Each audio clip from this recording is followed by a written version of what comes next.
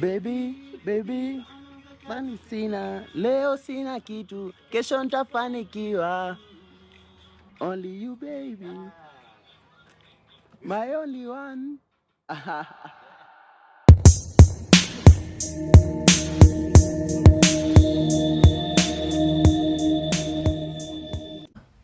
Hello guys, what's up? I have taken another break for like 9 days, and you know guys, I'll always be here.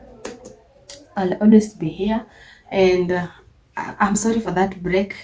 I had some programs scheduled for some things, but I'm back and I'm late in doing this video, but I have to do it. It's a video on the finance bill, the blood in parliament, what is it called, BBC documentary, and we're going to look at it and we see what is going on and how Kenyans have reacted to it. I have a combination of videos here, and I have to do this, guys. Actually, I am late on doing this video, but I have to do it because like I watched the video immediately that day. It's like 3 days when it was released. I even compiled this video that day, the following day, but I was just late in doing it.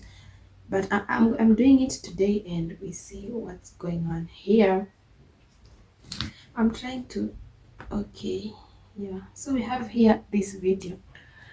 I saw it and I was like, wow. And you know what? First of all, before we begin doing this video, you know why BBC have just decided to do this documentary at this era, at this month? We had all of January, February, March, but they have decided to do it April. You know why? Because we are approaching another fiscal year of financing, of budget, Kenyan budget, of reading the Kenyan budget, and it's here. That is why BBC have done this documentary at this current juncture. So Kenyans reacted to it, and it was fun. It was chaotic, as you could expect. And let's see, because immediately, imagine this BBC documentary was released like just after 19 hours. It had like 1 million views, 1.9 million. I'm not saying it's because BBCs are big. Like that documentary actually captured a lot of people's attention. It was not only in Kenya but also internationally. And we have here now this video. I screen recorded this at 2 days ago, and we have here it has like three million. I guess now it's standing at 5 million. Yeah, the title also, some people did not take it well. Obviously Kenyan citizens took it well, but politicians were not having it. So it's just a mix of emotions and feelings here and there. And you have here BBC Parliament, BBC African Eye documentary. Let's see what's going on here, because I just, yes, that's why I told you guys this documentary was released, because there is a physical year of finance. They are going to read the finance bill it's always around June, July. So we have here the president himself tweeted on Twitter, chaired a cabinet meeting at the State House, Nairobi, that approved the finance bill and the budget for 2025-2026.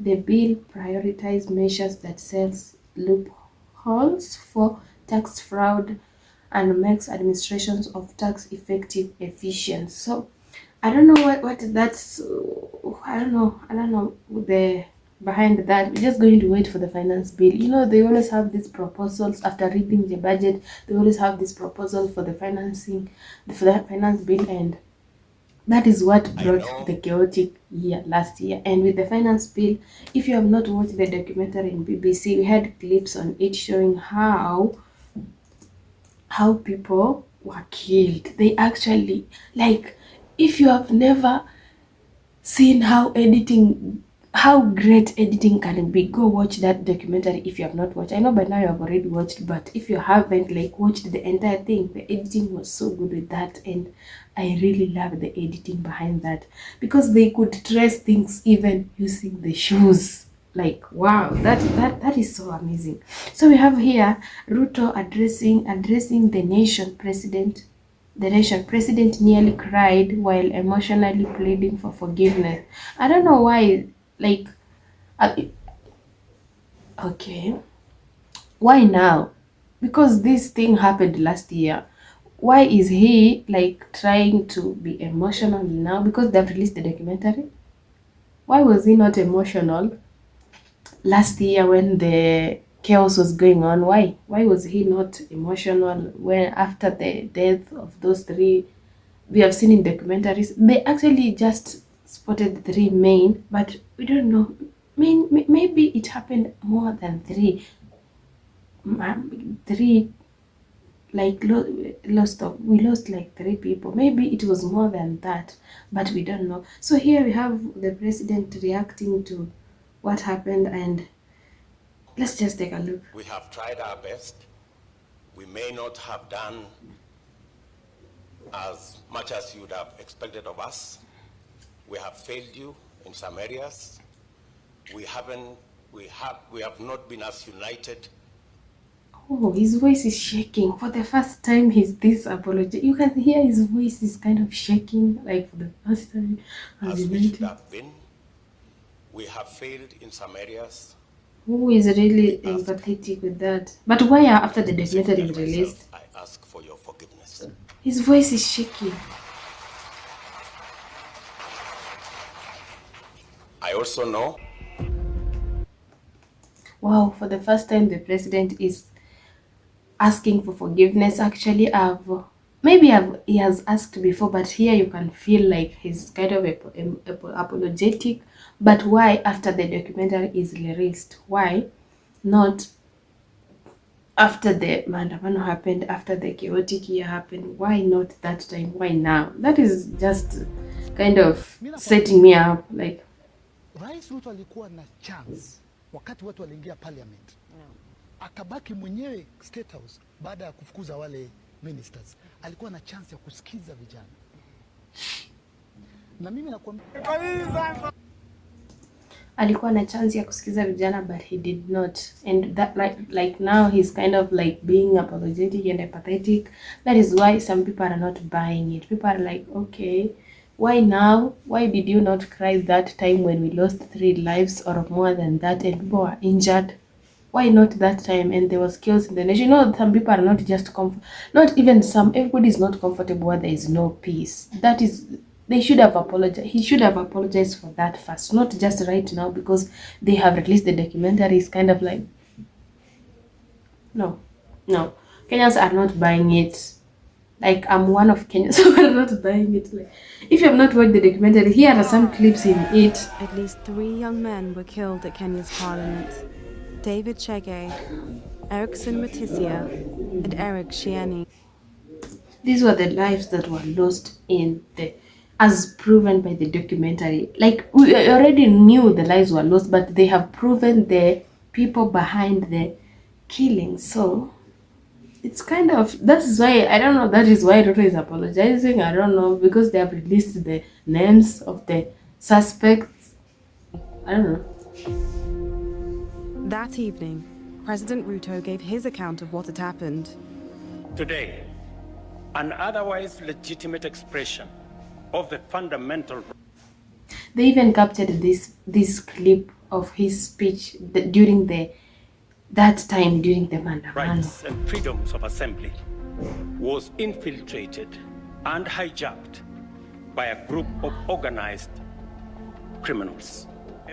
Though he regretted the deaths, he thanked the security forces and placed the blame squarely with those he called.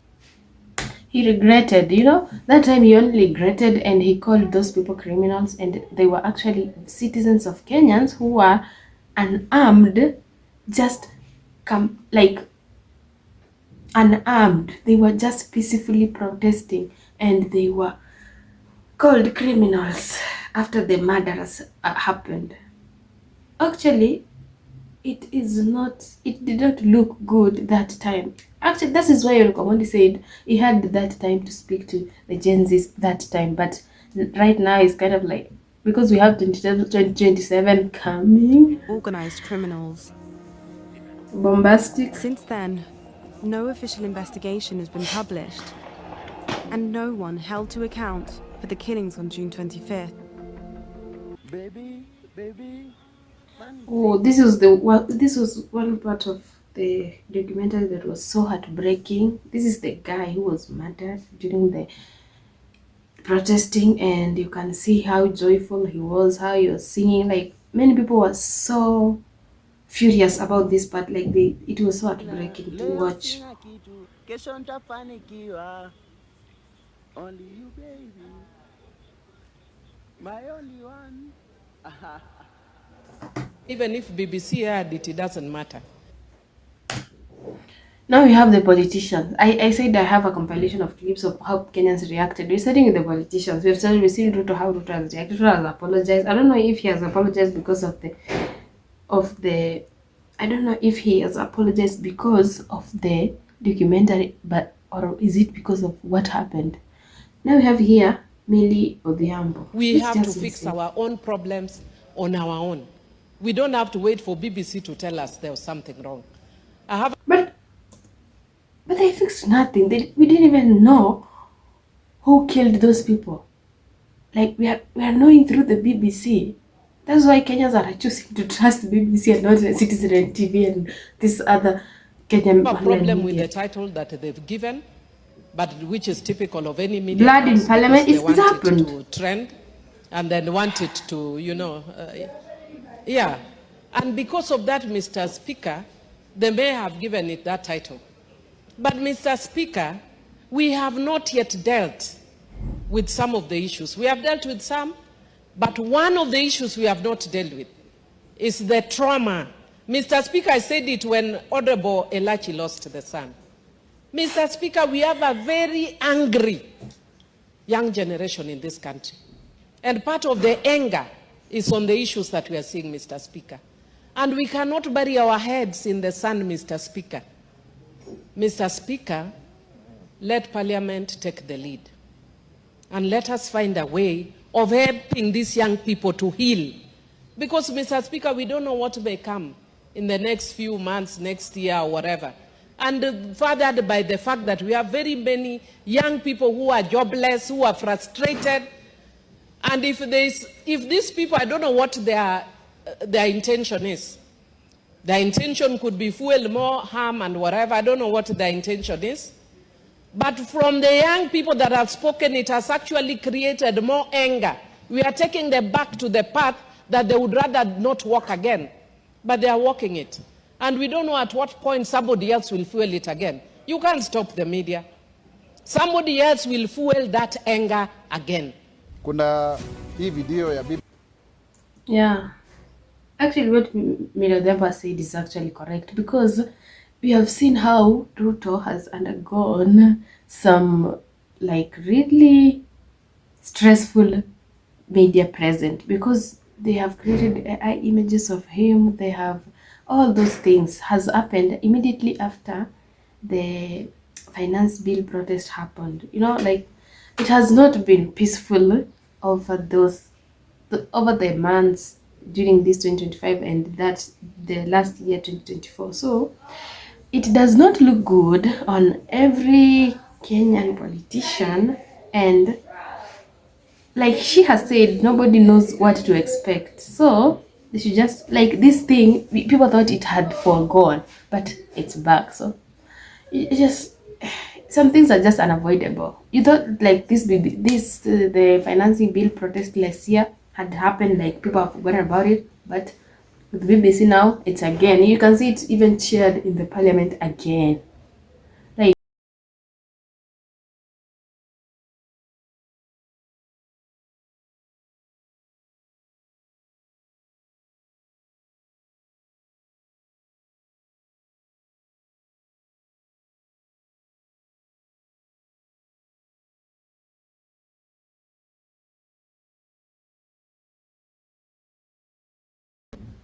anasema ni? What is this guy saying? What is this guy saying? Both sides for what? We just want the facts. We have the actualities. We don't need both sides. What do you mean both sides? What is this guy saying? Lakini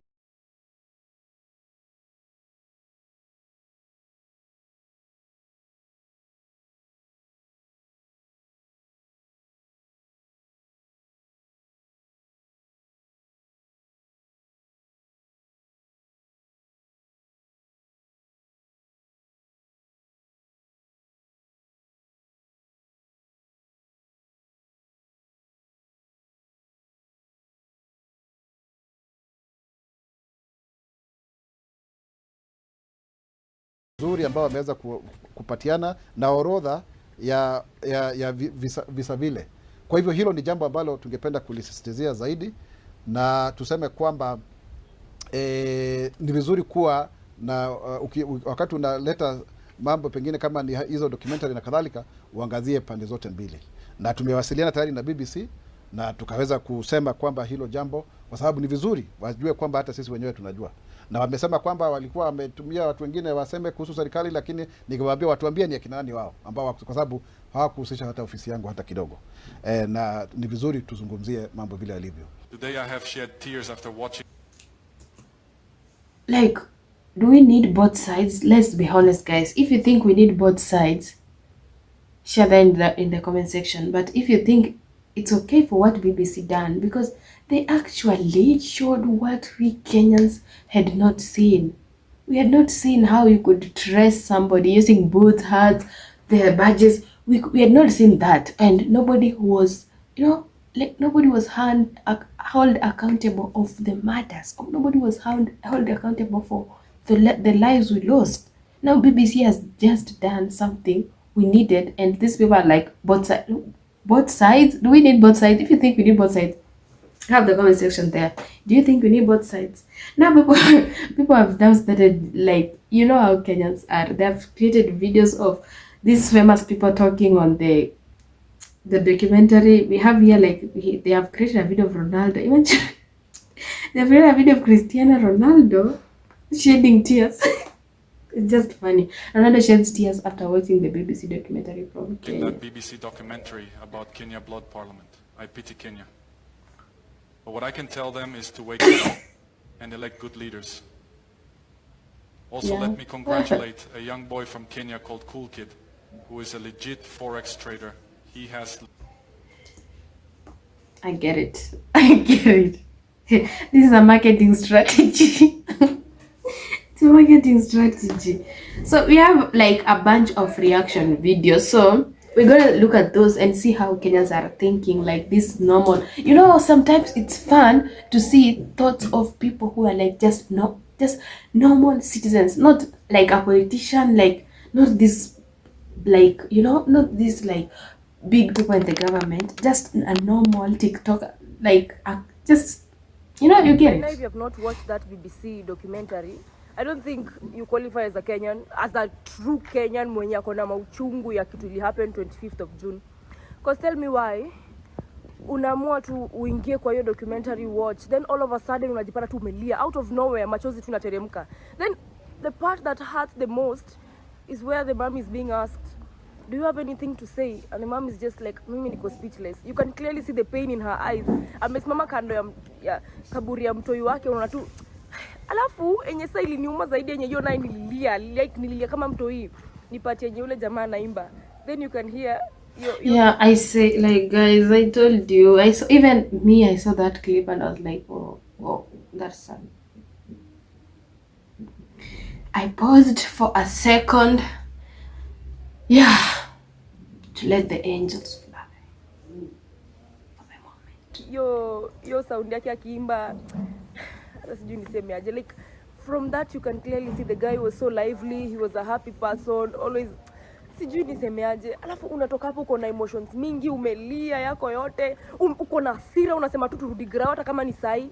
Unaamua kuingia TikTok, unakutana na video kama hizo za BBC, unaingia comment section, unakutana na vitu zingine za kiajabu, like ati sijui nani aliwatuma huko, sijui Ruto.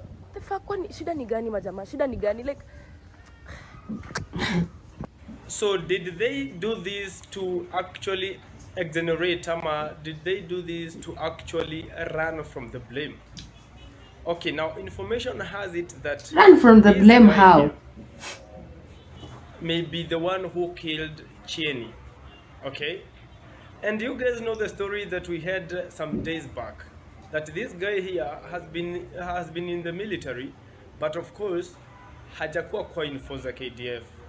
And so he was arrested na akaenda kuulizwa maswali. And this guy has been in the barracks, from one barrack to the other. And this guy here has been using those weapons. And this guy here has a full attire of the military. inaweza kuwa after BBC walifikia the Kenyan Defence Forces kwamba information kuhusu the 25th June protests, walijua hii story. Sasa kuna rumors kwamba huyu jamaa ndio huyu hapa hivi, na ndiye aliwa nani Cheni. Just think about Machaji na Manyonyo, before upige kura 2027, rudi watch your documentary, rudi tukae tu chini watch your documentary. Unaona, juu sisi wa Kenya, sisi watu wa kusahau, tunasahau wengi manze.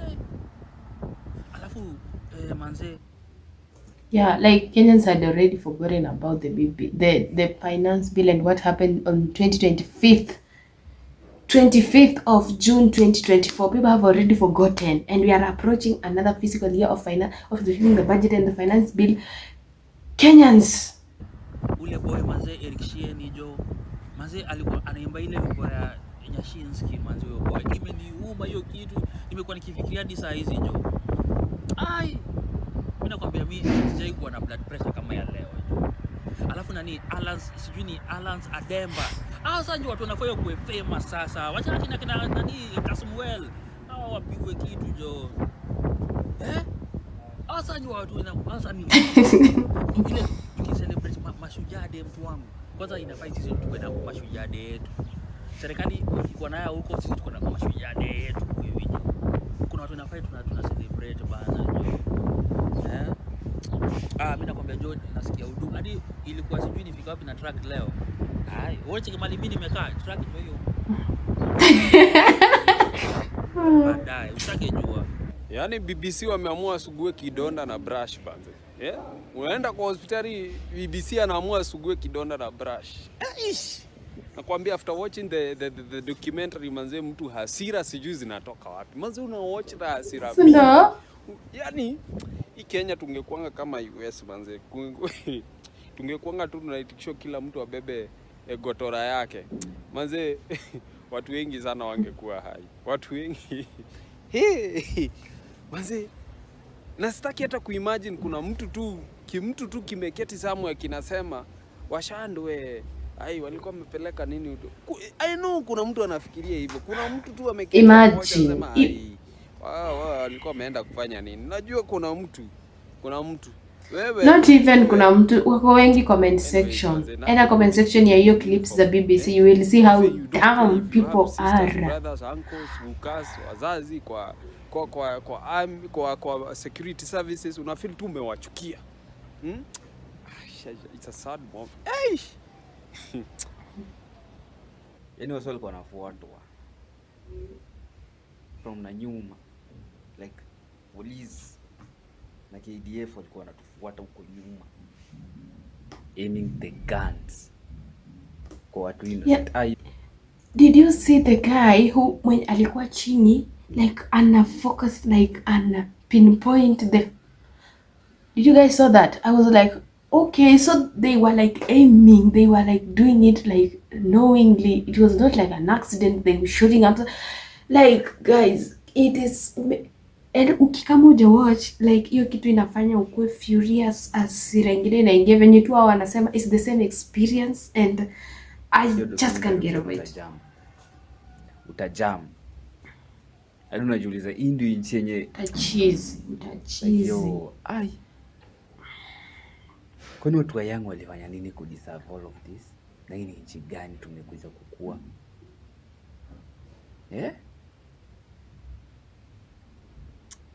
Anyway, dunia ni hapa tu. My people, cheza na Wakenya at your own risk. Finally, the face of the KDF, mwenye aliua jenzi uko outside parliament, imekuwa revealed. Tell me what online DCI can ever do. Huyu ni baba ya nani? Huyu ni brother ya nani? Ama huyu ni mtoto wa nani? Mwenye yeye anafikiria there's no day he can bury their fellows. Because this is so ruthless. How can you go ahead and actually shoot someone who's actually at the street, harmless, trying to fight for their rights? Harmless. And as you know, KDF mnakuanga peacemakers. No. And these shenanigans should stop from the day mulianikwa enye ilikuwa jana by the BBC. If you don't stop, God is watching and he will strike you terribly. Whoever is behind all the deaths of the Gen Zs, God is yet to strike you. And he will strike you mercilessly if you will not stop this. God is watching. Karma is real. Hamjakataliwa. Misuma ijakataku.